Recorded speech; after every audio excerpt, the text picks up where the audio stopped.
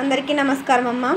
ఈరోజు మనం తెలుసుకుంటున్న అంశం ఏంటంటే 6వ తరగతి తెలుగులో 8వ పాఠ్యాంశమైన మేలుకొలుపు అనే పాఠ్యాంశానికి సంబంధించిన టోటల్ టెక్స్ట్ బుక్లో ఉన్న విషయాన్ని తెలుసుకుందాం. ఈ మేలుకొలుపు అనే పాఠ్యాంశాన్ని రచించిన రచయిత పేరు కుసుమధర్మన్న గారు. ఈ పాఠ్యాంశం యొక్క ఉద్దేశం మన భారతదేశం భిన్నత్వంలో ఏకత్వానికి ప్రతీక. స్వాతంత్రానికి ముందు నిమ్నజాతుల పరిస్థితిని, ఆనాటి వారి ఆంక్షలను తెలియచేయడమే ఈ పాఠ్యాంశం యొక్క ఉద్దేశం.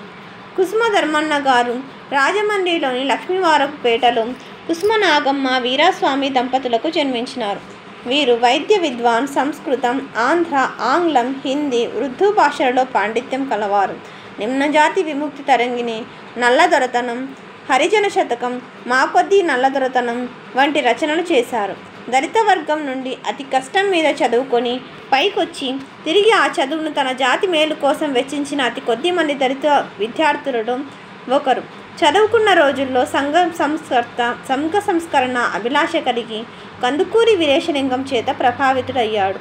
భారతరత్న డాక్టర్ బాబాసాహెబ్ అంబేద్కర్ ద్వారా స్ఫూర్తి పొంది అంటరానితనాన్ని నిర్మూలించాలనే లక్ష్యంతో తప్పించి తొలి దళిత కవి కుసుమధర్మన్న రచించిన హరిజన శతకం అనుబంధం నుండి గ్రహించబడినది ఈ మేలుకొలుపు అనే పాఠ్యాంశం.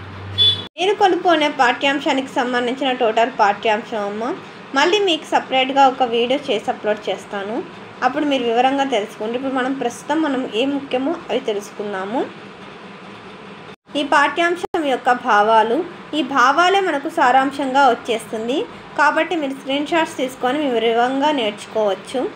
జాగ్రత్తగా స్క్రీన్ షాట్స్ తీసుకోండి. ఒకవేళ అక్షరాలు కన్నా క్లియర్ కనిపించకపోతే నెట్ క్వాలిటీ పెంచుకొని స్క్రీన్ షాట్స్ తీసుకోండి అమ్మా. తర్వాత ఉక్త లేఖనానికి సంబంధించిన పదాలు ఇవి కఠినంతో కూడుకొని ఉంటాయి. మీరు 1కి 10 సార్లు నేర్చుకోవడం వల్ల, తప్పులు లేకుండా రాయడం వల్ల మీకు మంచిగా మార్కులు వస్తాయి. తర్వాత ఇవి అవగాహన ప్రతిస్పందనకు సంబంధించిన ప్రశ్నలు. తర్వాత క్వశ్చన్ నెంబర్ 4లో క్రింది అపరిచిత పద్యాన్ని చదివి ప్రశ్నలకు జవాబులు రాయండి అని ఇచ్చినారు.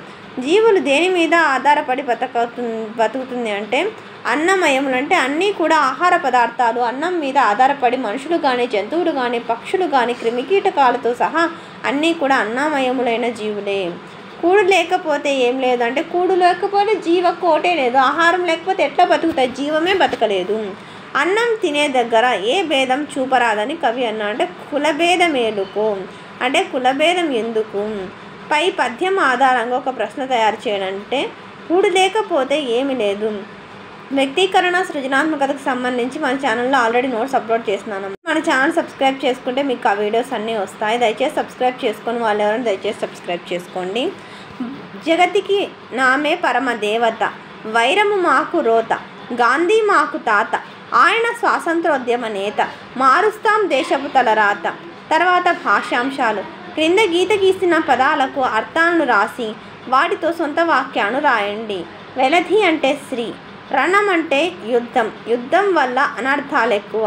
అఘం అంటే పాపం, ఏ జీవినైనా బాధ పెట్టడం పాపం. సన్నుతి అంటే పొగడ్తాం, పొగడ్తలన్నీ నిజం అనుకుంటే గర్వం పెరిగిపోతుంది. దుర్భరంగా అంటే భరించరానిది, భరించరాని బాధనైనా ఒక్కొక్కసారి భరించాలి. రెండవ, క్రింద ఇచ్చిన పదానికి సమానార్థక పదాలు వాక్యాలలో ఉన్నాయి, వాటిని గుర్తించి రాయండి. తల్లి, జనని, మాత, నారి, వెలది, పొలది. కాలము, సమయము, కాలం. పాపము, పాతకం, దురితం. వానిలో ప్రకృతి వికృతిని జతపరచండి. కవి ప్రకృతి, కయి వికృతి. విద్యా ప్రకృతి, విద్యే వికృతి. కన్నడు ప్రకృతి, కృష్ణుడు వికృతి. రెండవ, క్రింది పదాలకు వ్యతిరేకార్థక పదాలను రాయండి.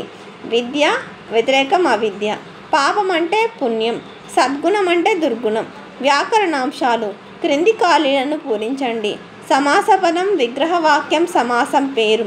అక్క, చెల్లెళ్ళు, అక్కయును చెల్లెలను ద్వంద్వ సమాసం.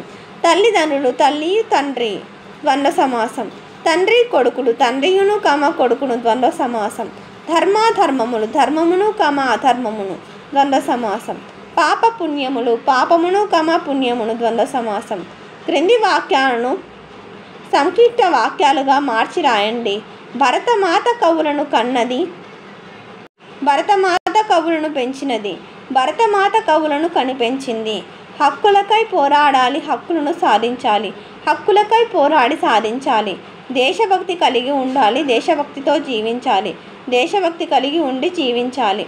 సందులు: సీతమ్మ, సీతా ప్లస్ అమ్మ, సీతమ్మ, అత్త ప్లస్ ఆ ప్లస్ ఆత, చాలినంత, చాలిన ప్లస్ అంత, న్ ప్లస్ ఆ ప్లస్ నా, వచ్చినందుకు, వచ్చిన ప్లస్ అందుకు, న్ ప్లస్ ఆ ప్లస్ నా.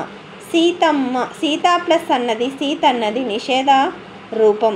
మేనత్త, మేనయత్త సంధిజ రూపం, సంధి జరగని రూపం మేనయత్త. వికల్పం: ఒకనొక, ఒక ప్లస్ ఒక అనే విధం వచ్చిన రూపం. క్రింది అభ్యాసాలు పరిశీలించి రాయండి. తగినంత, తగిన ప్లస్ అంత, చూసినప్పుడు, చూసిన ప్లస్ అప్పుడు, ఇచ్చినంత, ఇచ్చిన ప్లస్ అంత, చిన్నప్పుడు, చిన్న ప్లస్ అప్పుడు. ఇది చమత్కార పద్యం.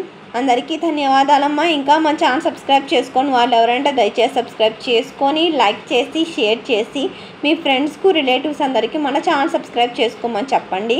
మన ఛానల్ సబ్స్క్రైబ్ చేసుకొని ప్రత్యక్షంగా, పరోక్షంగా సపోర్ట్ చేస్తున్న వాళ్ళందరికీ పేరు పేరున ప్రత్యేకమైన హృదయపూర్వక ధన్యవాదాలు. అందరికీ ధన్యవాదాలు. దయచేసి వీడియోని మాత్రం స్కిప్ చేయండి.